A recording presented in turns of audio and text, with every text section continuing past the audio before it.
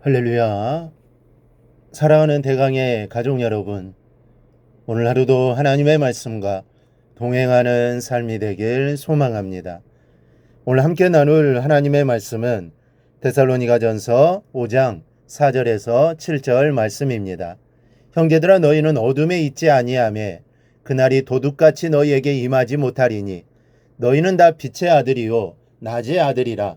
우리가 밤이나 어둠에 속하지 아니하나니 그러므로 우리는 다른 이들과 같이 자지 말고 오직 깨어 정신을 차릴지라.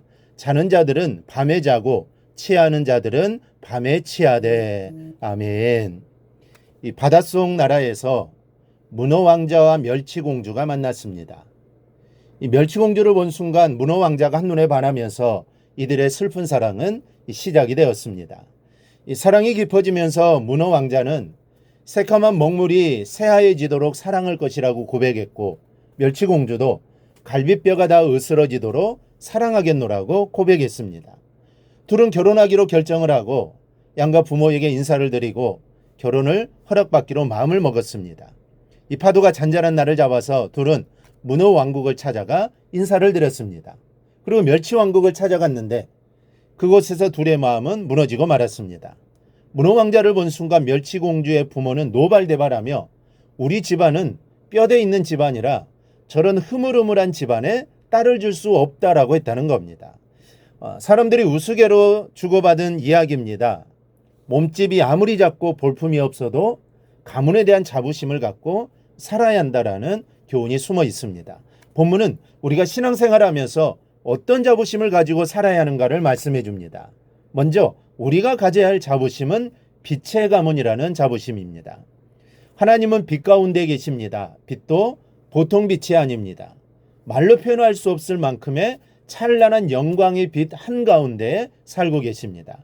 그 빛은 여느 빛과는 달라서 그 빛이 비추어지면 죄악이 물러가고 죽음으로 정해진 자가 부활의 생명을 얻고 병든 자도 낫고 비추어지는 곳마다 새로운 생명이 꿈틀대게 하는 그런 능력의 빛입니다. 그런데 그 빛을 우리 주님께서 오실 때 이 땅에 가지고 오셨습니다. 요한복음 1장은 이 놀라운 비밀을 우리에게 소개해주고 있습니다. 참빛, 곧 세상에 와서 각 사람에게 비추는 빛이 있었나니 그 빛이 바로 예수님이심을 말씀하는 구절입니다. 그런데 그 빛을 받은 사람은 그 시로 빛의 가문의 일원이 되어진 겁니다. 요한복음 1장을 보면 영접하는 자 곧 그 이름을 믿는 자들에게는 하나님의 자녀가 되는 권세를 주셨으니 이는 혈통으로나 육정으로나 사람의 뜻으로 나지 아니하고 오직 하나님께로부터 난 자들이니라. 빛이신 주님께서 이 땅에 오셨고 그 주님을 영접하는 자는 하나님의 자녀가 되는 겁니다. 즉 빛의 자녀가 되는 것이죠.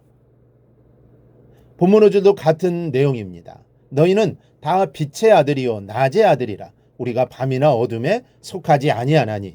중요한 것은 그렇다면 우리에게 빛의 가문으로서의 자부심이 있냐라는 겁니다. 이 심리학자들은 높은 자부심은 건강한 인격 형성과 행복한 삶을 위한 필수 요소라고 말합니다. 그리고 강한 자부심을 가진 사람들이 모든 일들을 긍정적으로 보게 되고 또 다른 사람과도 더 잘 어울릴 수 있게 되고 많은 일을 할 수 있는 능력을 가진 성공적인 사람이 된다는 겁니다. 그래서 사람들은 학교만 좀 번듯한 데를 나와도 어깨에 자부심이 실립니다. 조금 이름난 상을 받기만 해도 역시 그만큼의 자부심으로 얼굴이 빛납니다. 그러니 하물며 세상에서 갖게 되는 자부심도 이런데 우리가 하나님의 빛의 자녀로서의 자부심을 가지고 산다는 것은 얼마나 소중한 것이며 또 우리에게 얼마나 큰 능력과 힘이 되겠습니까? 여러분, 우리는 빛의 가문으로서의 자부심이 뚜렷해야 합니다.